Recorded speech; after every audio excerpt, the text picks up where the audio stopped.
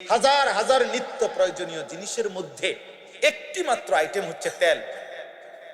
এই তেল নাই এটা না, শুধু একটু ঘাটতি, অর্থাৎ ঠিকমতো সরবরাহ হচ্ছে না। তেল আছে পৃথিবীতে, পর্যাপ্ত পরিমাণ মজুদ তেল আছে, শুধু তেলটা ঠিকমতো আসতেছে না। সারা পৃথিবী, বাংলাদেশ না, সারা পৃথিবী দেশে, সারা বিশ্বে রেড অ্যালার্ট, লাল বাতি জ্বলতেছে। শুধু একটি জিনিস, আল্লাহ ভালো রাখলে ভালো থাকা। নাই তো কল্পনা করেন বাবা ভাই, এক সপ্তাহ কল্পনা করেন, গ্যাস, বিদ্যুৎ, তেল ধরে নেন, এক সপ্তাহ তিনটাই নাই, কি হবে জীবনের, কি হবে এই উল্লাসের? যারা আল্লাহকে প্রতিনিয়ত বলতেছে আল্লাহ তেল না, ক্ষুধা, দারিদ্র, অভাব, আরো যদি কিছু দাও, মহামারী, যা মন চায় তুমি দাও, প্রয়োজনে মরে যাব, কিন্তু আমি তোমারে সেজদা দেব না। সাফ কথা, তোমারে সেজদা দেব না।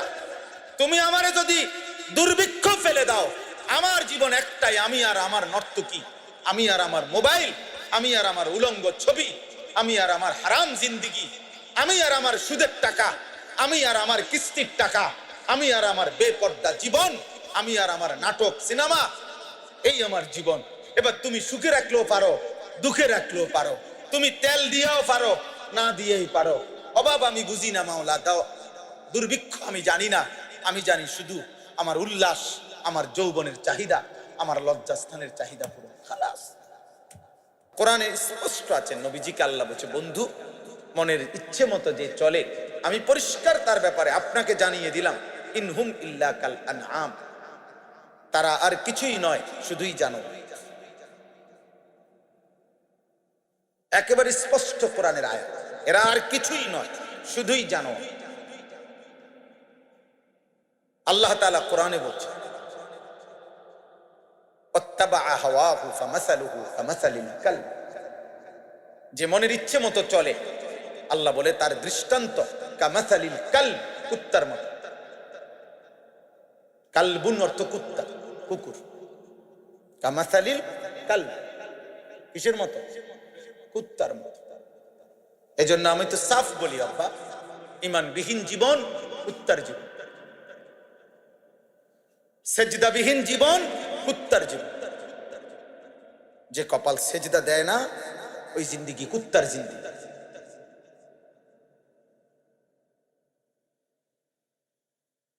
জানোয়ারের জীবন, হাইওয়ানের জীবন। ভাত খায়, পেশাব করে, পায়খানা করে, যৌন চাহিদা পূরণ, নারী, ছবি, অস্থির দৃশ্য। হালাল না হারাম? হালাল হারাম দিয়ে আমি তো মানুষ না, আমি হলাম জানোয়ার। আপনি আমারে হালাল হারাম খোঁজেন কিনতে? আপনি আমার পেশাব করে পাক না পাক খুঁজেন কি? মানুষের ব্যাপারে খুঁজবেন, আর আমি তো জানোয়ার, আমি আবার পাক কিতা না পাক কিতা আমার মতো নেনা দরকার। মুতে ধরছে, জেন দিয়ে মুতে ধরে, হেন দিয়ে বসে আছে। কোন ভদ্র ইমানদার তো জীবনে কোনোদিন, আপনি পারবেন এটা? জেন দিয়ে মুতে ধরছে, হেন দিয়ে বইয়ে লিখতে পারবেন? ও পারলো কেন বলেন? ও পারলো কেন? ও যে জানোয়ার জীবন। ইনসানের আখলাক তার থেকে সরাই দিছে, মানুষের পরিচয় নিজের থেকে হারাই দিছে। এই জন্য আব্বা, নিজের পরিচয় নিজে মিলা। খুব চালাক মনে করো না নিজে। একটা মোবাইল, একটা মোটরসাইকেল, সামান্য কিছু বাবার আর্থিক সম্পত্তি, একটি বাড়ি, একটি বিল্ডিং, বাবা বা ভাই, আত্মীয় স্বজন, কেউ একজন বিদেশ, এই কোনোটাকেই নিজের জন্য কোনো সফলতা মনে করো না। আমাদের হাজার হাজার আইটেমের মধ্যে আমাদের নিত্য প্রয়োজনীয় জিনিস প্রতিদিন লাখ লাখ। কত মানুষ আমাদের জীবনে প্রয়োজনীয় জিনিস, এই হাজার হাজার নিত্য প্রয়োজনীয় জিনিসের মধ্যে একটি মাত্র আইটেম হচ্ছে তেল। এই তেল নাই এটা না, শুধু একটু ঘাটতি, অর্থাৎ ঠিকমতো সরবরাহ হচ্ছে না। তেল আছে পৃথিবীতে, পর্যাপ্ত পরিমাণ মজুদ তেল আছে, শুধু তেলটা ঠিকমতো আসতেছে না। সারা পৃথিবী, বাংলাদেশ না, সারা পৃথিবী দেশে, সারা বিশ্বে রেড অ্যালার্ট, লাল বাতি জ্বলতেছে। শুধু একটি জিনিস, আল্লাহ ভালো রাখলে ভালো থাকা। নাই তো কল্পনা করেন বাবা ভাই, এক সপ্তাহ কল্পনা করেন, গ্যাস বিদ্যুৎ তেল ধরে নেন, এক সপ্তাহ তিনটাই নাই, কি হবে জীবনের, কি হবে এই উল্লাসের? কখনো কি মনে পড়ে? সাআলা সাইলুম বিআযাবিন ওয়াকি', আমাদের কিছু নাফরমান আছে এমন, তোমরা অনেক কিশোর যুবক, অনেক মাঝবয়সী, অনেক নারী, বেহায়া বেপর্দা নারী, অসংখ্য জন আছে তোমরা যারা আল্লাহকে প্রতিনিয়ত বলতেছে, আল্লাহ তেল না, ক্ষুধা, দারিদ্র, অভাব, আরো যদি কিছু দাও, মহামারী, যা মন চায় তুমি দাও, প্রয়োজনে মরে যাব, কিন্তু আমি তোমারে সেজদা দেব না। সাফ কথা, তোমারে সেজদা দেব না। তুমি আমারে যদি দুর্ভিক্ষ ফেলে দাও, আমার জীবন একটাই, আমি আর আমার নর্তকী, আমি আর আমার মোবাইল, আমি আর আমার উলঙ্গ ছবি, আমি আর আমার হারাম জিন্দিগি, আমি আর আমার সুদের টাকা, আমি আর আমার কিস্তির টাকা, আমি আর আমার বেপর্দা জীবন, আমি আর আমার নাটক সিনেমা, এই আমার জীবন। এবার তুমি সুখে রাখলেও পারো, দুঃখে রাখলেও পারো, তুমি তেল দিয়েও পারো, না দিয়েই পারো। অভাব আমি বুঝি না মাওলা, দাও দুর্ভিক্ষ আমি জানি না, আমি জানি শুধু আমার উল্লাস, আমার যৌবনের চাহিদা, আমার লজ্জাস্থানের চাহিদা পুরো খালাস। কিসের হালাল হারাম? আল্লাহ বলেন এরা যেন নিজের থেকে, আমি আল্লাহর আযাব চাচ্ছি।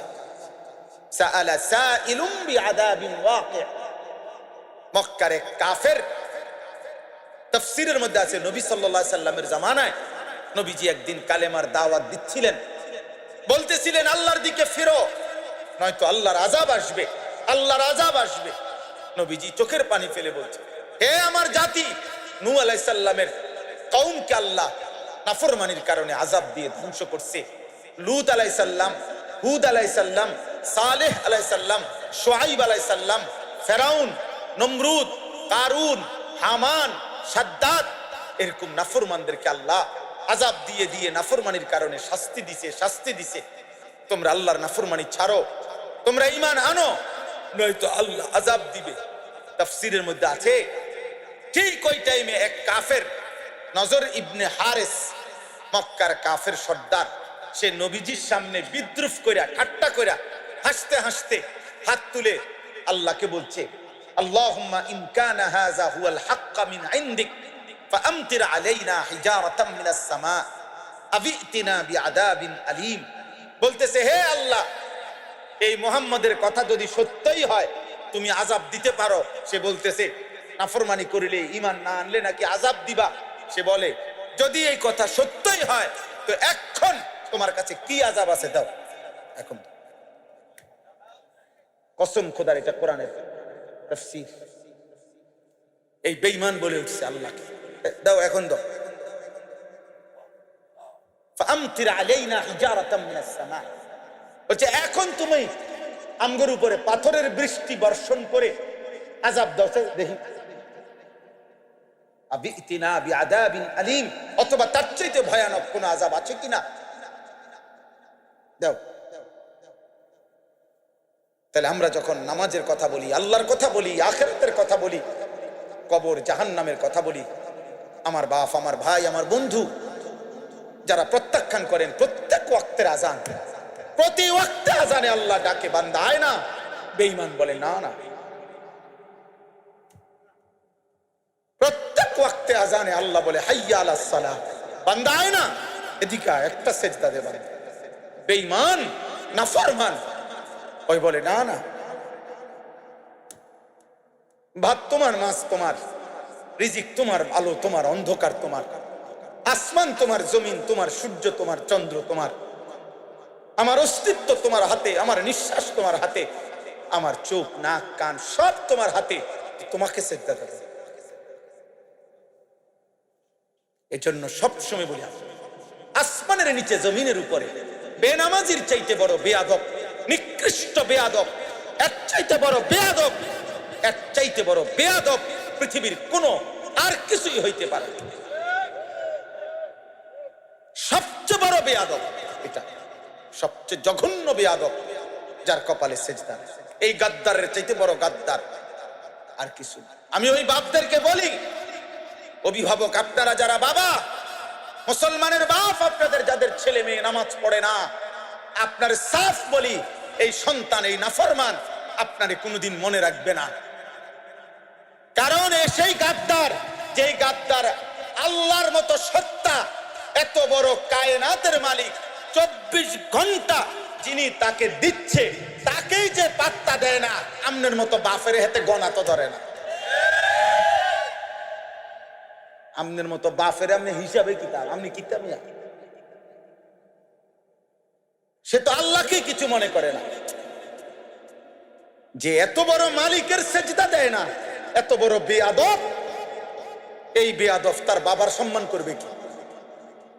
সে তো আল্লাহকে কিছু মনে করে। ওমা কাদারুল্লাহ হাক্কা কদরি, আল্লাহ তাআলা বলে, বান্দা তোমরা আমার মতো মালিকের কদর করলা না, আমার মতো রবের কদর করলা না। হায় হায়। হযরত নূহ আলাইহিস সালাম, কোরআনে আছে, নূহ আলাইহিস সালাম উনার জাতিকে বলতেছেন, মা লাকুম লা তারজুনা লিল্লাহি ওয়াকারা, হে আমার জাতি, কি হলো তোমাদের? তোমরা এমন মহান আল্লাহকে সম্মান করছো না, এত বড় মালিককে সম্মান করছো না, কলিজায় কাঁপে না? বলো না ভাই, একটা ভাই বলো, একজন বাবা বলে 365 দিনে খোদার এক বছরে যে কোনোদিন, একদিনও একটি বছর গেছে যে কোনোদিন ফজরের নামাজ পড়ে নাই, এই নিকৃষ্ট মানুষরূপী জানোয়ার এটা মুসলমানের সমাজে থাকে কেমনে? মুসলিম পরিবারে ঘুমায় কেমনে? ভেবে দেখেন, একদিনও পড়বে না নামাজ। 365 দিনের একটা বছর গেছে, এই হাইওয়ান একদিনও নামাজ পড়বে না। আমাদের কি মনে হয় বিষয়টা? আহা, সে কেমন মালিক ভুলে গেছে, ভুলছে যে ভুলছে, আজকে কতদিন ভুলে গেছে।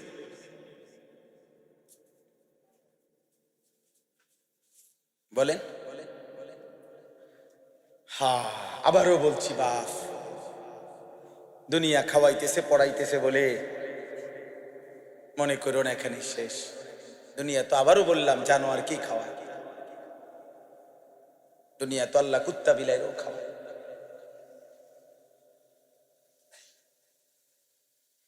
হ্যাঁ, যৌন চাহিদা তো জানোয়ারের উপর। কুকুরের বাচ্চা হয় কেমন? শুকরের বাচ্চা হয় কেমন? গরু ছাগলের বাচ্চা হয় কেমন? তো লজ্জাস্থানের চাহিদা পূরণ না হইলে ওগুলোর বাচ্চা হয় কেন? এটা তো তেমন কিছু না।